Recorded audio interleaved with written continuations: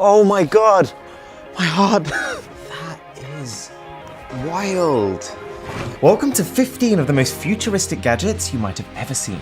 We're talking speaker systems you can wear on your face, heat shrinking technology, lasers that can burn through things, levitation, and more. And we're going to go in order of how exciting I think each one is. So number 15, it's a strange kind of future, I'll tell you that. You can now buy shower heads, which are also speakers. You have this outer portion, which will spray water, and then this magnetic inner portion, which is where the sound will come from.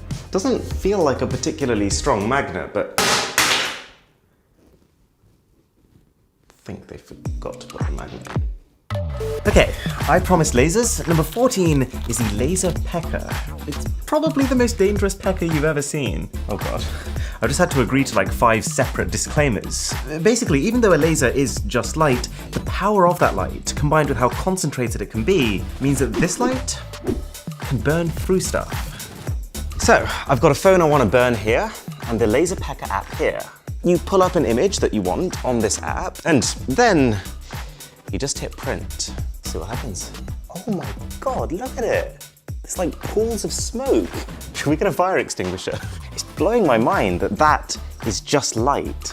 That is wild. Look at that. And this is not just like a drawing, this is etched into my case. Okay, next up we have something from XGIMI. They're the sponsor of this video, and their projector, the Horizon Pro, is the most capable, most futuristic one I've ever used. So, that right there is a 120-inch screen. Up here is the projector that I used to use on it. It was like $5,000. The speaker system to go along with it was like $6,000.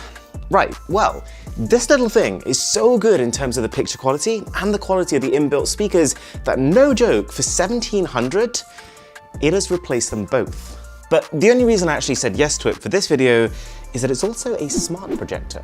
It has sensors that allow it to autofocus and auto keystone correction. So I've literally not once had to fiddle with a manual focus ring. It can detect where your screen is and align its image inside it. It can even re-angle the picture to make it appear completely flat, even if the projector is firing downwards. But my favorite thing is that it in itself is also an Android device, which means it can use Android apps, and as such, also wipes out half the boxes down there too. How small do you think the smallest gaming console is? This big maybe? Maybe this big? Not quite. What you're looking at right now is Thummy, a fully operational handheld that you could very easily swallow if you're not careful. So I'm just loading up Tetris right now, and I can't believe this is like fully functional. All the buttons work as expected. This, for all intents and purposes, is a working Game Boy, but with an OLED screen. Can you imagine, like, going back 30 years and telling someone that their gaming console that was like this big would one day be this big? I wouldn't have believed you. That's even cooler than I was expecting it to be. Wait till you see number 1 on this list though. You know, something I never expected to feature in a video about future gadgets was a paper plane. But times are changing. Gone are the days where you just take a sheet of paper, fold it 3 times and you're done. Good thing I'm not a pilot. Nope, I spent a good 15 minutes building the PowerUp V4. Precisely folding, taping, and even adding Bluetooth-controlled propellers. Time to see if it was worth it. So I've got my app here. I'm gonna unlock the propellers. Oh my God, okay. 3, 2, 1. Oh, too much throttle. Ultimate test, let's go. Come on, come down, come on. Oh my God. It's still going. Oh, yeah, we're not getting that one back. But you know, there's something that's had me even more excited than high-tech paper. This is what's claiming to be the next era of Mario Kart. I am such a child. If you haven't heard of Mario Kart, it is like the staple family racing game. And this is what happens when the game becomes real. Oh, Alright, so inside the box, as well as the cart, I also got a bunch of these gates. And the idea is, you place these gates around the room you want to race in, and then the cart itself has an embedded camera that can use these gates to turn your room into a real-life Mario Kart course. Oh, hello, Milo. It's Mario versus Milo. Come and get me, come and get me. It feels like Jurassic Park, like walking with the dinosaurs. So the physical cart is moving through my physical room, but on my screen I can actually see my virtual opponents and the virtual items I pick up, and then I can use them in the real world. And because you've got a physical car in your room, all the physical objects automatically become obstacles in the game. Okay, so we've had computer mice for the best part of 60 years now, but have you ever wondered what's next? Okay, you probably haven't, you're not sad like me, but according to the Zephyr Pro, it's having a mouse with a physical cooling system inside. I kid you not, this mouse, as well as being built with a honeycomb structure to dissipate heat, also has an actual fan inside of it. So you click this button to change your lighting mode, and then this one here will turn on the fan. Oh wait, it is on. It's just, that is completely silent. It's not as powerful as I was expecting, but I guess that kind of makes sense. I mean, it's trying to keep your hands sweat-free, not freeze them off. I love gadgets like this. Clean presentation, slick design, funny names because all the good ones were taken. This is Nolly, specifically the Nolly battery system. Why is it a battery system, you might ask? Well, compared to just a normal charger, this system has quite a nice self-reinforcing loop that makes it almost idiot-proof. So for starters, it's a main socket that can charge your phone through the USB port on top. You also get a 6,700 mAh power bank with its own inbuilt cable of your choosing, as well as its own USB port to charge something else. But then, the power bank magnetically connects to the main socket so that you can charge both your phone at the same time that the power bank is charging. And the whole thing will only take up one socket with no spillover or blockage to the one next to it. So what on earth tops that?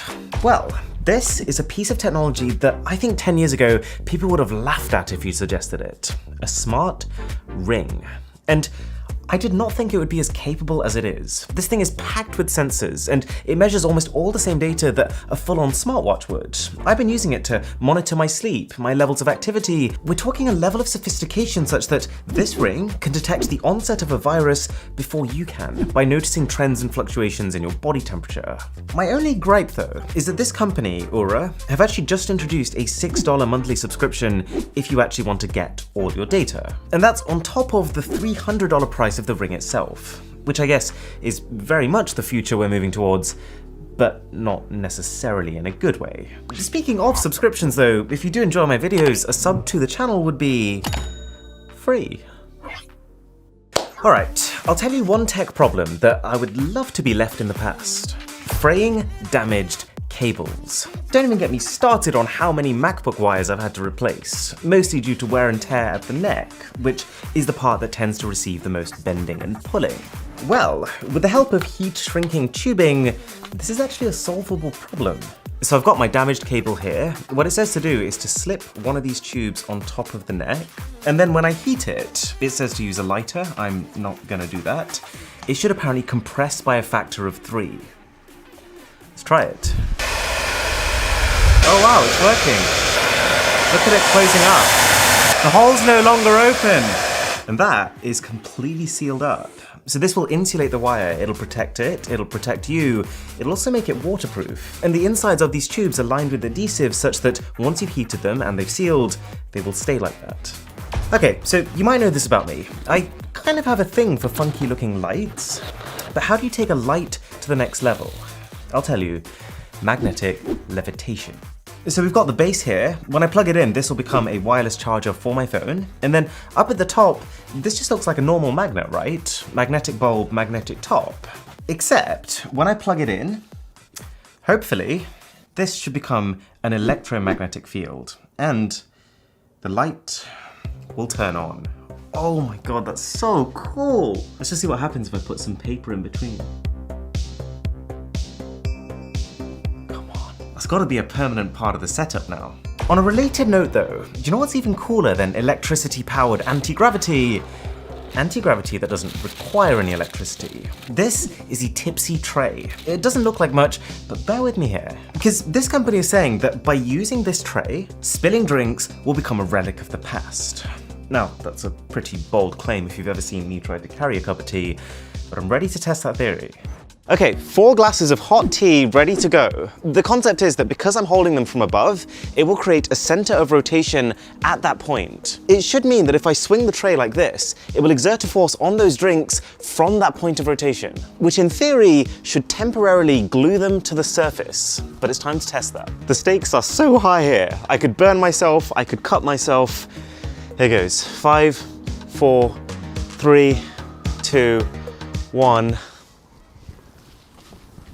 Oh my God, my heart, it works. Not a single drop, look at it. That showerhead incident scarred me. All right, we're in the top 3. So, it's probably not a surprise to you that more and more in our day-to-day lives, we are using wireless earphones. People don't like wires, and people don't like big bulky headphones that mess up your hair. But in-ear earphones come with their own set of problems, and the Oladance wearable stereo is claiming to fix all of them. So, right off the bat, this company isn't even calling these earphones. The way they have these dual compartments means that they can hold themselves in place without actually needing to go inside at all. They feel less like earphones, more like a private set of speakers, if that makes sense. Secondly, this dual chamber design means that there is literally zero risk of these coming off, which is sometimes an issue for normal earphones, and they sound really nice, kind of like an outdoor concert. And finally, because this second chamber is almost completely filled with battery, unlike normal earbuds that might get like 4 to 5 hours before you have to case them up, these can last 12 to 16. The only things you need to consider are if you like the way they look, which I'm not too sure that I do, and if you actually want a pair with no noise cancelling. This is listed as one of the features of the product, you know, like be aware of your surroundings at all times, but equally, it does mean that you lose that in your own bubble feeling that you might get from a pair of AirPods Pro, for example. Alright, so you know how those things were like mini speakers? Well, here's a not so mini speaker. This is the Mars Pro Special Edition. And if you're someone who worries about robots one day taking over the world, then you probably shouldn't buy one. It's made of like proper metal, and I'm still in shock that this is an actual working speaker. But what's probably more surprising is that this company is claiming that it is of audiophile quality. I'll be the judge of that.